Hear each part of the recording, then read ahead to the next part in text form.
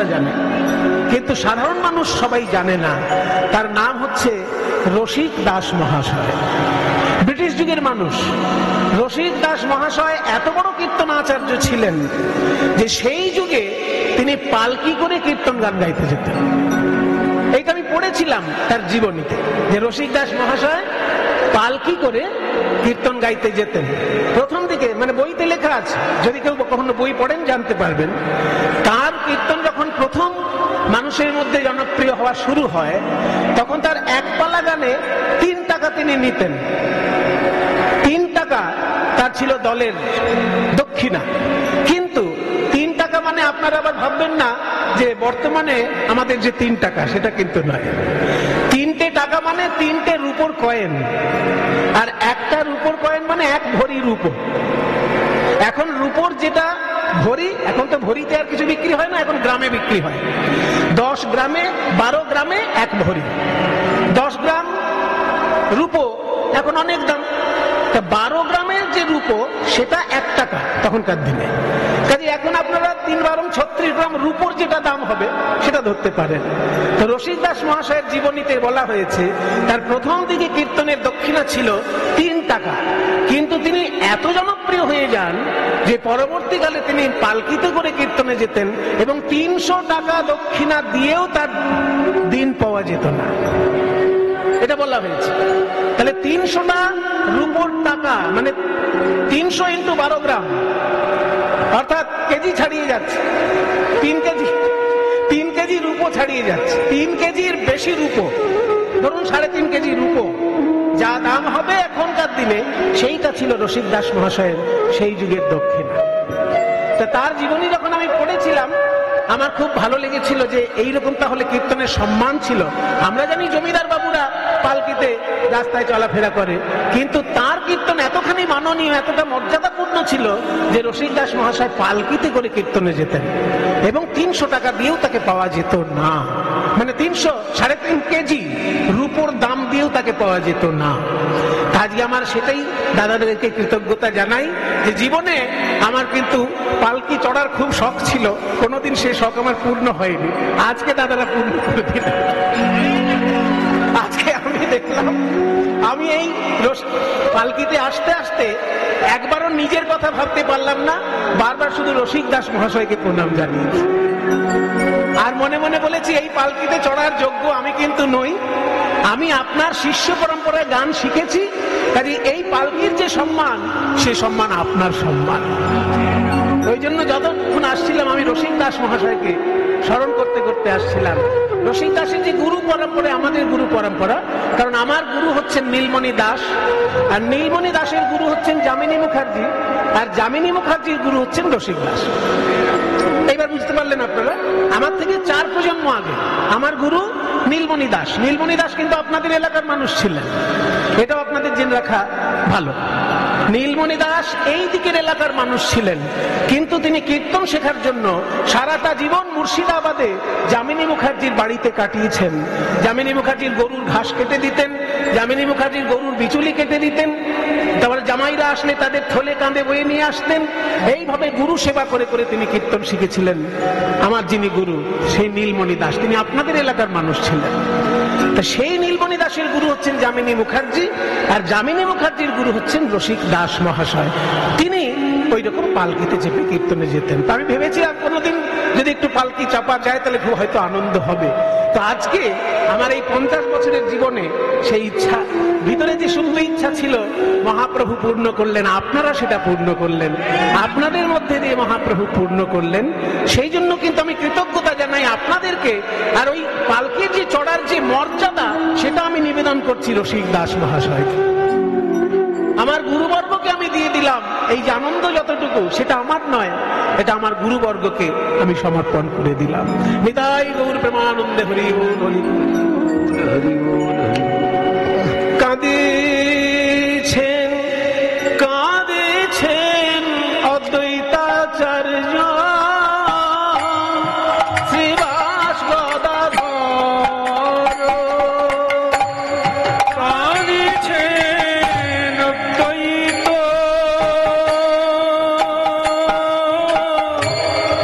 শ্রীবাস গদাধর।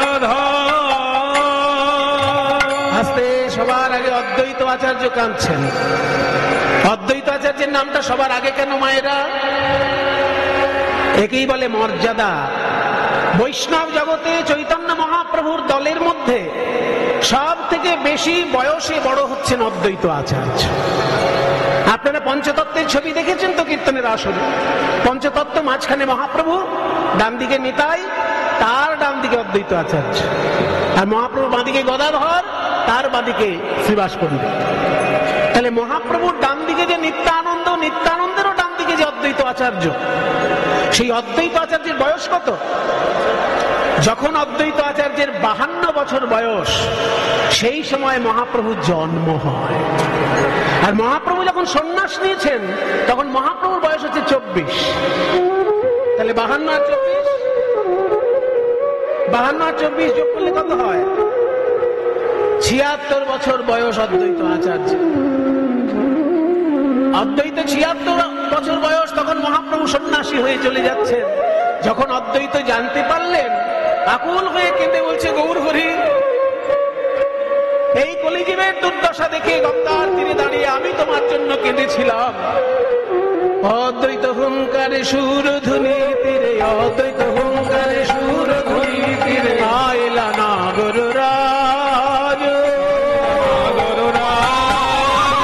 আমার প্রীতিতে আইলা পুরীতে, প্রীতিতে আইলা পুরীতে, উদয় নদিয়া মাঝ, উদয় নদিয়া মাঝ। যখন বিধর্মীর অত্যাচারে সনাতন ধর্ম জর্জরিত, সেই সময় শ্রীবাস পণ্ডিত গিয়ে অদ্বৈত আচার্যকে বলে, প্রভু দেখুন সারা ভারতবর্ষ বিধর্মীর অত্যাচারে আজকে জর্জরিত হয়ে উঠেছে। ভগবান গীতায় বলেছেন, যখনই ধর্মের গ্লানি হয়, অধর্মের অভ্যুত্থান হয়, তখন আমি এসে রক্ষা করি। ভগবানের বাণী কই? বাস্তবে তো আমরা তার কোন রূপ দেখছি না। কই ভগবান এসে তো তার ধর্ম রক্ষা করছেন না। তখন অদ্বৈত আচার্য সংকল্প করে বললেন যে আমি তুলসী পাতা নিয়ে যা বলি তাই হয়। আমি এই তুলসী পাতা নিয়ে গঙ্গার জলে ভাসিয়ে দিয়ে দেখি আমার প্রেমের ঠাকুর প্রাণ গোবিন্দ আমার কাতর আহ্বান শোনেন কিনা। তাই হাতে তুলসী পাতা নিয়ে যেই গঙ্গা জলে ভাসিয়ে দিলেন, হুঙ্কার করে বললেন, হে গোবিন্দ, তুমি শ্রীমদ্ ভগবদ গীতায় বলেছ, যদা যদা হি ধর্মস্য গ্লানির্ ভবতি ভারত অভ্যুত্থানমধর্মস্য তদা আত্মানং সৃজাম্যহম। যখনই যখনই ধর্মের গ্লানি হয়, অধর্মের অভ্যুত্থান হয়, তখন আমি নিজেকে সৃষ্টি করি। কেন সৃষ্টি করি?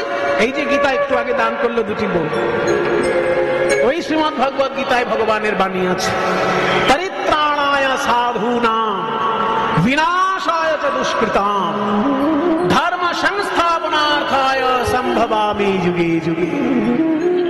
সাধুদেরকে পরিত্রাণ করার জন্য। সাধু মানে কি? সাধু দর্শন করার জন্য কুম্ভ মেলায় যাচ্ছে হাজার হাজার মানুষ।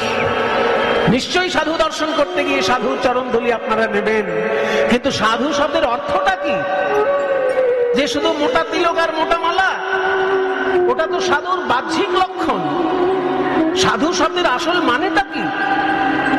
সাধু শব্দের আসল মানে হচ্ছে যে সাধনা করে পটু হয়েছে, যে সাধনা করে চলেছে, তার নাম সাধু। সাধনাটা কি? সাধনার দুটো দিক থাকে। যে কোনো সাধনা, পৃথিবীতে যত সাধনা আছে তার দুটো দিক থাকে। এক, নিজের আধ্যাত্মিক উন্নতি। দুই, মানুষের কল্যাণ। নিজের আধ্যাত্মিক উন্নতি হচ্ছে, অথচ আমি মানুষের কল্যাণের কাজ কিছু করলাম না, তাহলে আমার সাধনাটা সম্পূর্ণ সাধনা নয়, আমার সাধনাটা অর্ধেক সাধনা। আবার শুধু মানুষেরই কল্যাণ করলাম, নিজের আধ্যাত্মিক উন্নতি হলো না, তাহলেও কিন্তু আমার সাধনা সম্পূর্ণ সাধনা। আমি যদি ঠিক ঠিক সাধনা করতে চাই, আমার দুটো দিক থাকা দরকার। আত্মনামোক্ষার্থম জগদ্ধিতায়, যেটা সংস্কৃতের শাস্ত্রে বলেছে, আমি শুধু বাংলায় বলছি। আত্মনো মোক্ষার্থম, নিজের মুক্তি লাভের জন্য প্রচেষ্টা। আরেকটা কি? জগৎ হিতায়, এই জগতের হিত সাধন করার জন্য প্রচেষ্টা। এই দুটো হচ্ছে সাধনা। বড় বড় বিজ্ঞানী দেখবেন খাওয়া ঘুম বন্ধ করে দিয়ে কঠিন কঠিন চেষ্টা করে চলেছেন যাতে একটা নতুন কিছু আবিষ্কার করে মানুষের কল্যাণ করতে পারে। তার তাদের সাধনাটা বিজ্ঞানের সাধনা, মানুষের কল্যাণের জন্য তাদের সাধনা। কাজে সাধনার দুটো দিক, এক নিজের আধ্যাত্মিক উন্নতি, দুই জনগণের কল্যাণ। এই সাধনায় যারা বাধা দেয় তাদেরকে বলে দুষ্কৃতী। ভালো থাকে। পদ্মপলাশকে আপনারা আশীর্বাদ করবেন। ও সত্যিই গান নিয়ে এত কঠিন তপস্যা করেছে যে সবাই সেটা ভাবতেও পারবে না। ও অনেক কঠিন তপস্যা করেছে, গান ও এত মনে প্রাণে ভালোবাসে, সেটা বলবার কথা নয়। আমার অনেক ছাত্রছাত্রী থাকলেও এই পদ্মপলাশ কিন্তু একদিকে যেমন ওর গুরু নিষ্ঠা, তেমনি একদিকে ওর নিজের প্রচেষ্টা, এই দুটো সমানভাবে ওকে এগিয়ে নিয়ে গেছে। আপনারা ওকে আশীর্বাদ করবেন, ও যেন আরো বড় হয়ে গিয়ে আপনাদের সেবা করতে পারে। নিতাই গৌর প্রেমানন্দ হরি বল। সঙ্গীত সেবায় যেন নিমগ্ন থাকতে পারে, এই আশীর্বাদ করবেন। জয় গুরু। আচ্ছা আচ্ছা, জয় গুরু, জয় গুরু। হ্যাঁ, ঠিক আছে। আমার জামাইবাবুকেও আপনারা সবাই চেনেন, তারও মঙ্গল কামনা করবেন, তারও যেন আরো এগিয়ে যেতে পারে, এই আশীর্বাদ করবেন সবাই। কারণ ভক্তের কাছে আমরা সবাই ছোট, ভক্তর কাছে আমরা সবাই ক্ষুদ্র জীব। আশীর্বাদ না হলে আমরা কেউই বড় হতে পারবো না। যাই হোক, তাহলে কি বলছিলাম, সাধনা কাকে বলে? আপনি এমন কোন সাধনা করছেন, বোম বানানোর সাধনা করছেন, সেটা কি সাধনা বলবো? কোথাও বোম ফাটলেই তো মানুষের ক্ষতি হবে। সে আপনি যে উদ্দেশ্যেই করে থাকুন, আপনি যদি বোম বানানোর একটা সাধনা করেন, সেটাকে আমি সাধনা বলবো না, কারণ ওটা মানুষের কোনো কল্যাণে লাগবে না। ওটা ফাটলেই কারণ না কারোর ক্ষতি হয়ে যাবে। হয়তো আপনি খুব মন দিয়ে একটা বিড়ি বানাচ্ছেন, সেটাকে সাধনা বলবো? আপনি ইনকাম করছেন বিড়ি বানিয়ে, ওটা সাধনা নয়। কারণ বিড়িটা যে খাবে কি হবে, তার উপকার হবে কি? ওই বিড়িটা যে খাবে তার কোনো উপকার হবে না, অপকার হবে। কাজে আপনি রুজি রোজগার হিসেবে বিড়ি বাঁধুন, তাতে আমার কোনো আপত্তি নেই, কিন্তু ওটাকে সাধনা মনে করলে চলবে না। সাধনা হবে সেই কাজ, যেই কাজে আমার ব্যক্তিগত আধ্যাত্মিক উন্নতি হবে, তার সঙ্গে মানুষের কল্যাণ হবে। মানুষের কল্যাণ হবে।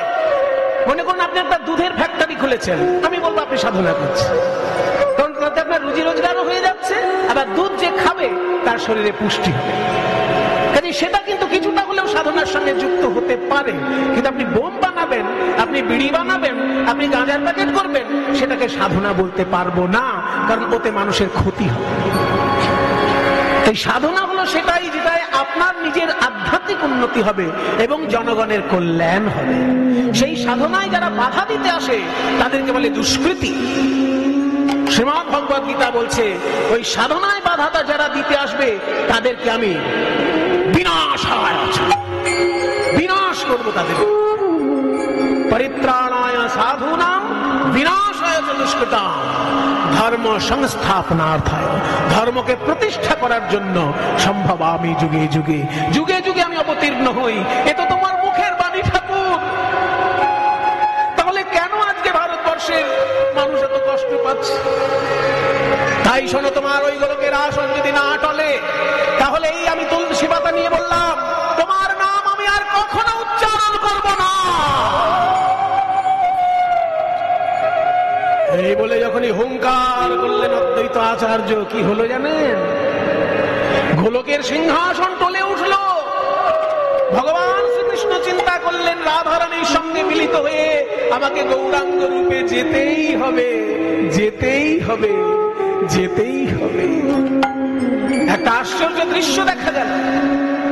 যে তুলসী পাতা অদ্বৈত আচার্য গঙ্গার জলে ভাসিয়েছেন, সেই তুলসী পাতাটা জলের প্রবাহের অনুকূলে না গিয়ে প্রবাহের প্রতিকূলে, মানে প্রবাহের বিপরীত দিকে তুলসী পাতাটা যাচ্ছে।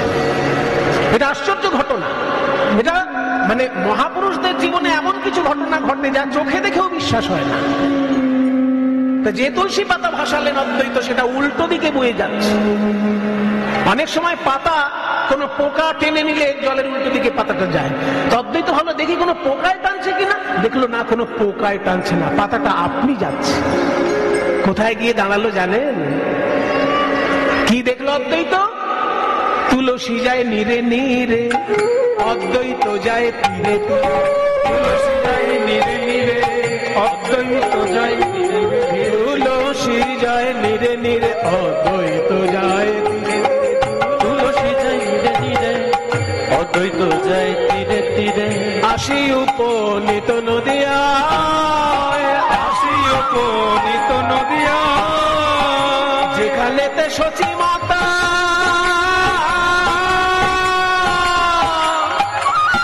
তুলসী আইল তথা, যেখানেতে সচি মাতা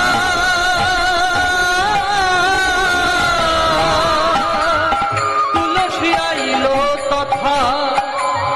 মা সচিমা কিন্তু খুব সূচিবাদগ্রস্ত ছিলেন, মানে কেউ ছুঁয়ে দিলে পরে স্নান করে তিনি যদি উঠে এসে কেউ ছুঁয়ে দিল আবার স্নান করতে যেত। এই পবিত্র ভাবনা হৃদয়ে থাকলে তবেই তো তার হৃদয়ে ভগবান আসবে।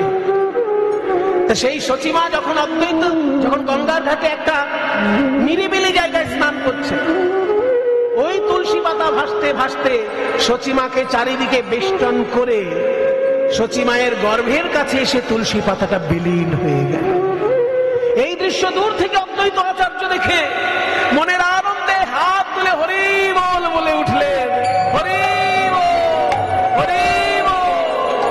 যেখানেতে সচি মাতা তুলসী আইল তথা, যেখানেতে সচি মাতা তুলসী আইল তথা, মায়ের গর্ভ দেশে তুলসী মিলায়, গর্ভ দেশে তুলসী মিলায়। তুলসী পাতাটা মায়ের গর্ভ দেশে এসে বিলীন হয়ে গেল।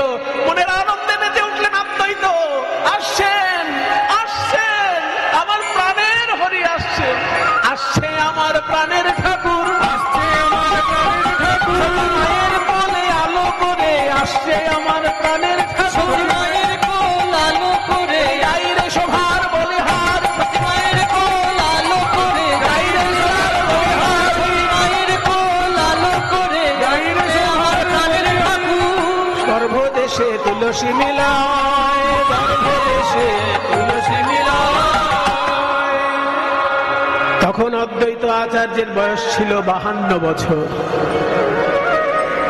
যখন গৌরহরি সচি মায়ের গর্ভে আবির্ভূত হলেন, এখন অদ্বৈতের বয়স হয়েছে 76, নিমায়ের বয়স 24।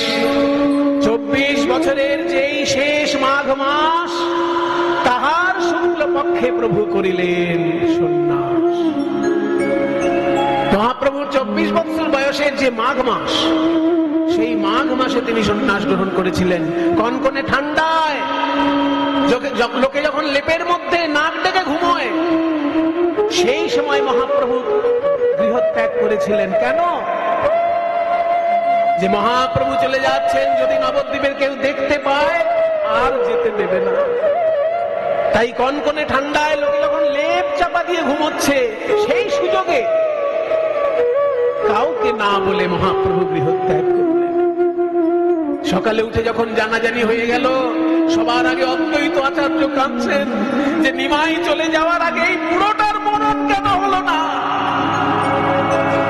আমি তো তাকে ডেকে এনেছি। কোন ঠাকুর মশাই যদি ভগবানকে আবির্ভাব করিয়ে দেন মূর্তির মধ্যে, সেই দেবতা যদি ভর করে বলে যে আমি ঠাকুর মশাইয়ের পুজোয় সন্তুষ্ট হয়ে এসেছিলাম, কিন্তু আর আমার ভালো লাগছে না, আমি এখনই চলে যাব, তখন লোকে ঠাকুর মশাইকেই ধরে না যে ঠাকুর তুমি এমন কিছু একটা ভুল করেছো যে আমার ঠাকুর, আমার দেবতা আর থাকতে চাইছে না, তোমার জন্যই বোধহয় আমার দেবতা চলে যাচ্ছে। তাই অদ্বৈত বলছে আমি ডেকে এনেছিলাম প্রেমের ঠাকুর গৌরহরিকে, আমার চোখের সামনে যদি নিমাই সন্ন্যাসী হয়ে যায়, আমাকেই তো লোকে দোষ দেবে, আমার কেন মরণ হলো না আগে? কাঁদিছেন অদ্বৈত আচার্য শ্রীবাস গদাধর, কাঁদিছেন অদ্বৈত আচার্য শ্রীবাস গদাধর। শ্রীবাস কাঁদছে আজকে বিরহে। এই শ্রীবাস হলো সেই শ্রীবাস বাবা, মহাপ্রভু কীর্তন গাইছেন যার বাড়িতে, কীর্তন চলাকালীন তার ছেলের মৃত্যু হলো। কোন সাধারণ লোক হলে কি করত? আগে এসে ধমক দিয়ে কীর্তনটা বন্ধ করতো না? আয় বাবা কীর্তন বন্ধ কর, ভগবান ভগবানের নামে লোকের মঙ্গল হয়, আর ভগবানের নাম গাইছিস আমার ছেলে মারা যাচ্ছে বাড়িতে, বন্ধ করে এই কীর্তন। সাধারণ লোক হলে এটা করতো কিনা? কিন্তু শ্রীবাস তো সাধারণ লোক নয়, শ্রীবাস তো ভক্ত চূড়ামণি। তাই শ্রীবাসের বাড়িতে যখন মহাপ্রভু কীর্তন গাইছে, সেই সময় তার ছেলের মৃত্যু ঘটেছে। আর ছেলের যদি মৃত্যু মায়ের সামনে হয়, সেই মা সহ্য করতে পারে? তাই শ্রীবাসের স্ত্রী মালিনী দেবী পাগলের মতো কেঁদে উঠলেন ছেলের জন্য। অমনি শ্রীবাস এসে একটা কাপড়ের পুটলি করে স্ত্রীর মুখের মধ্যে গুজে দিল। যে ছেলে মারা গেছে বলে দুঃখ পাচ্ছ ভালো কথা, কিন্তু এমন কান্না কেঁদো না যে মহাপ্রভুর কানে পৌঁছায়, কারণ মহাপ্রভুর কানে এই কান্নার আওয়াজ গেলে মহাপ্রভু কীর্তন বন্ধ করে দেবেন। এতখানি ভালোবাসা কীর্তনের প্রতি। কিন্তু চাপা তো আর থাকলো না, মহাপ্রভু ঠিক বুঝতে পেরেছেন। মহাপ্রভু বললেন, শ্রীবাস, তোমার বাড়িতে কীর্তন গাইলে যে আমার খুব আনন্দ হয়, কিন্তু আজকে কেন আনন্দ হচ্ছে না? কিছু একটা ঘটেছে, চলো তো ঘরে গিয়ে দেখে।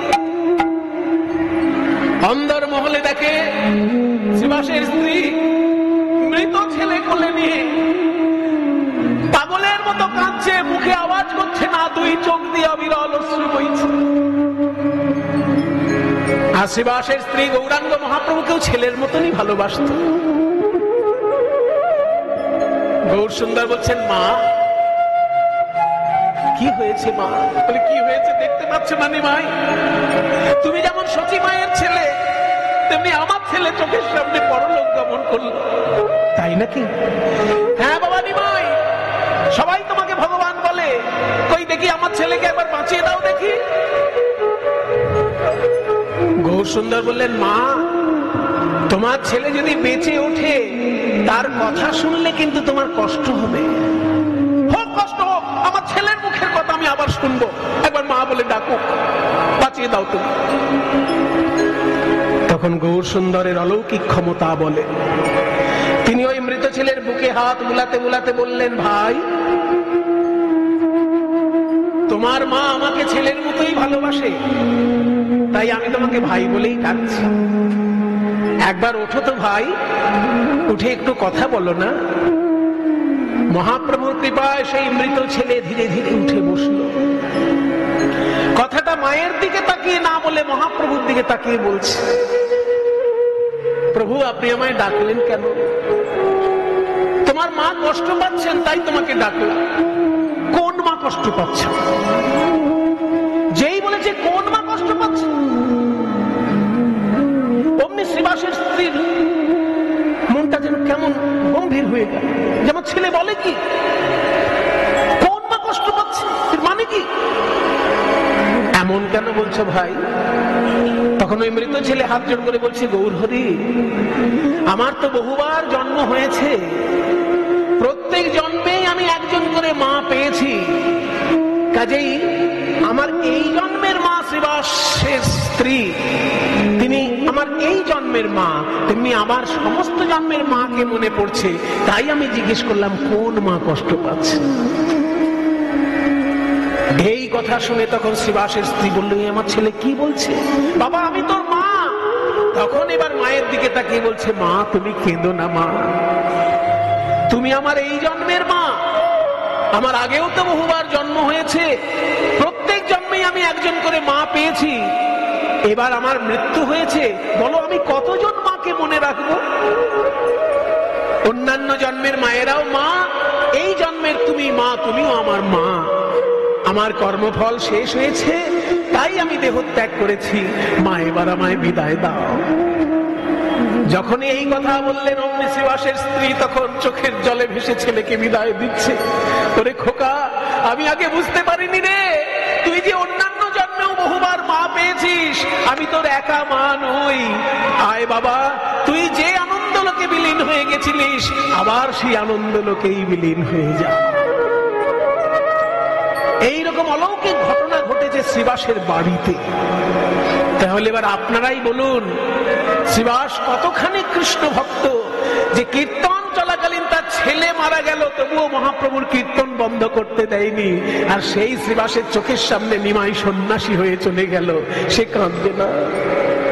তাই পদকর্তা বলছেন, কাঁদিছে অদ্বৈতাচার্য শ্রীবাস গদাধর, আর বাসুদেব দত্ত কাঁদে মুরারি বক্রেশ্বর। বাসুদেব দত্ত কাঁদে মুরারি বক্রেশ্বর। বাসুদেব দত্ত